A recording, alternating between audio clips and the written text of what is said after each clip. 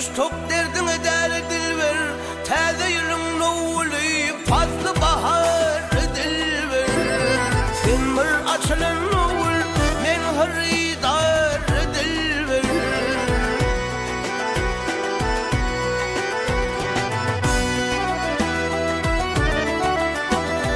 Ay danışta kılvat yerde dillerin acayip. Zemek tane dökülün pellerin ne acayip.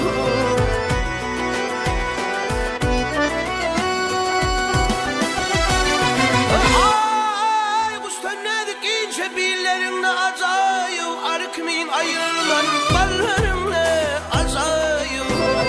Senin madanı vermen bağın en uğur dilber. Ah dilber ey.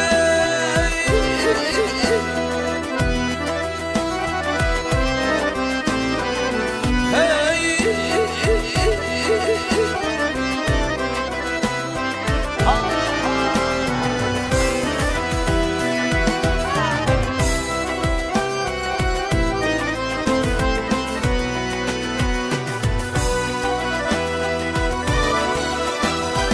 Ay aşıkların adet oyun bilen bağdadır.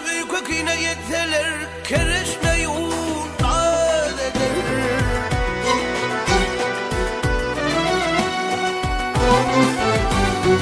Ay birbirinin iyidine gülüp gitse razedir. Sesi elde kulağıma bilbilin ovadedir.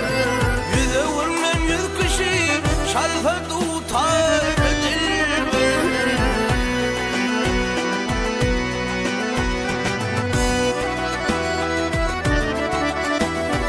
Ay alamılla ademini, ay alamılla ademini algaz alıp alsalar melek meydanına.